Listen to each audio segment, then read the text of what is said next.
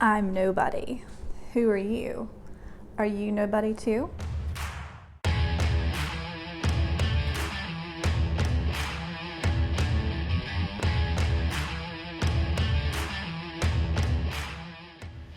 There is a violence in walking where the flowers fall. Crepe myrtles dropping pink, fleshy hearts where feet dance, singing. Casualty of movement, casualty of movement, casualty of movement. If only we can save just one. Good morning and welcome to Lost for Words. I'm Sarah Woods, and today we're going to be diving into the great blue ocean. Yes, we are going to the sea today with Emily Dickinson. So I want you to go ahead and conjure up your vision of the ocean, of the sea, of the beach, and the feelings that you feel when you think of the ocean. It could be something peaceful, sitting by the ocean, listening to the waves, watching the seagulls. It could be a sense of awe when you start to think about the depths of the ocean and all the mysteries that are happening underneath that surface. It can be a feeling of chaos if you think of a storm and a boat out there trying to navigate the waves. So there's a lot of feelings that conjuring up the ocean in your mind can make you feel. But Emily is going to take us on a journey to the sea, and we're going to get to experience some of her feelings. All right, so let's just jump into the poem. This one was number 284. I'm going to read it to you.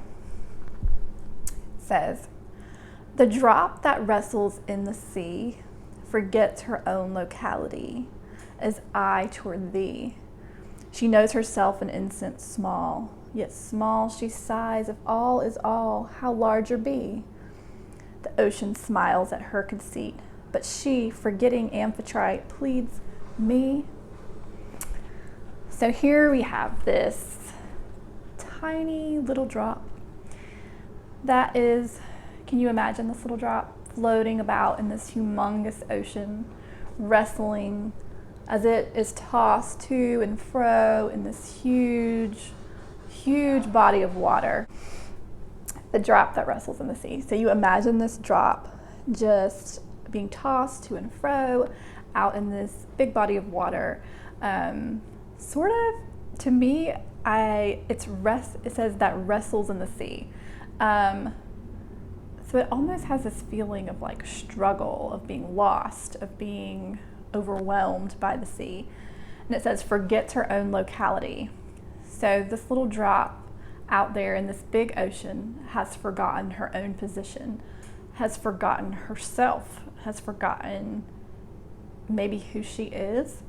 And this next phrase is where Emily takes us from the ocean back to her person. And she says, "The drop that wrestles in the sea forgets her own locality as I towards thee." And so here she is saying, this is how I feel about a person, that there is some person in her life that when she thinks of them, when she's near them, when she's around them, that they feel like the ocean. And she feels like a drop. And that's kind of an amazing or very interesting thing to ascribe to another person and to yourself. It says, she knows herself an instant small, yet small she sighs, if all is all, how larger be? So she realizes next to this person, she feels small. But she sighs and says, if all is all, how larger be?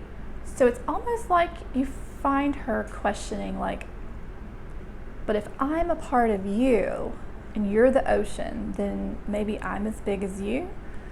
That's sort of one of the things that I'm gathering from that little stanza. I don't know, what do you think about that one? She knows herself an instant small, yet small she sighs. If all is all, how larger be? So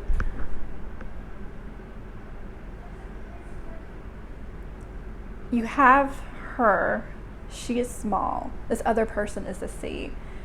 And you start to see that maybe she has this desire to feel bigger than she is, to not feel so small. And she's like, but if you're the ocean and I'm a part of you, then maybe I'm as big as you. Maybe I'm the ocean too.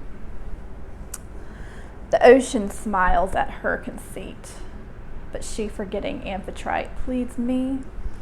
So you have the ocean, and the ocean, it feels like the ocean is just like, oh, sweet little Emily. Thinking yourself so big because you're a part of me. This ocean could take or leave her, which is true. If she's just a drop, like, she really doesn't matter to the ocean. Yeah, so if he's smiling at her conceit, like, conceit is when you think yourself bigger than you are, right? But this person is being like, no, yeah, you're really a drop. Which is terrible. Or maybe it's just smiling like, oh, like, that's so sweet of you to think that I make you feel that big. I don't know. But then it says, but she, forgetting Amphitrite, pleads me. Amphitrite is the Greek goddess of the sea, the queen of the ocean. She gives birth to dolphins, and she gives birth to sea monsters and to seals. You know, she's in control of the waves, and, you know, sailors fear her. And so at the end of this poem, we have Emily begging, pleading, me, like, I want to be a part of your ocean, and almost feeling like she wants to be like the queen, the goddess of the sea, like that she wants to know what it's like to not feel small, to not feel insignificant, that if she was Amphitrite, if she was the goddess of the sea, then she would actually know what it feels like to feel dignity and a little bit of power and respect. As a drop, you know, in the ocean, she had no control. She was tossed by the ocean. So it feels like there's this desire, like two desires, like, or maybe a couple. She has a desire to feel significant. She feels like this other person is the sea, and so if she's a part of them, that maybe she could feel significant. And then this third desire that seems to sort of bubble up is like the desire to be the goddess of the sea, maybe. What do you think? So I think for me personally, when I look at this poem, that for me there is something that is sort of sad about this poem, because here we have Emily Dickinson, this incredibly curious and smart and artistically creative woman.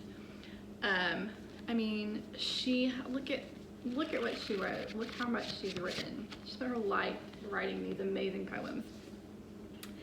And it feels like she doesn't realize how big she truly is, that she has a bad perspective of herself, is what it feels like to me. Because when I look at her, I'm like, wow, she's an ocean. Like, she's looking, this woman who created all this, as looking at herself like she's just a drop in some other person, and some other person is the ocean. So it just kind of makes me sad. I guess I'm like, if I could go back in time, I would love to like write her a little poem and be like, oh, Emily, but you are the goddess of the sea, of your sea. Like, you are your own ocean. Don't see yourself as just one drop in somebody else's sea.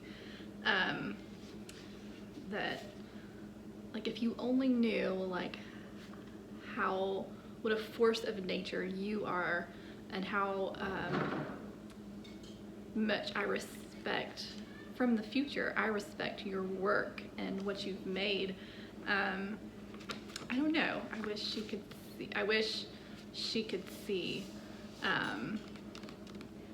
what history sees about her, like the future. Like when we look back at Emily Dickinson, like, you know, like there's so many poets and writers and people who have her books sitting on their shelves, you know, and I feel like, Emily, you are actually not conceited. You are actually much bigger and much more than what you are seeing yourself as. Because this isn't, like, when I first looked at this poem, I looked at it like she was a drop in the ocean of humanity. And that's a different kind of insignificance or significance. Like, there really is billions of people on the earth, and there are so many of us, and like, we're all connected and we're all like a part of each other, but in the grand scheme of things, it does make us feel a little bit smaller when we think of how many people there are, you know, on this planet, and we're all wanting to feel significant. But that is like not where this poem goes. This poem goes in the direction of her feeling insignificant because she's lost in one of those billions of people that are on this earth. She's looking at one of those people like they are the ocean. And I just feel like somewhere along the way, her perspective got warped, but I think it has a lot to do with her feelings.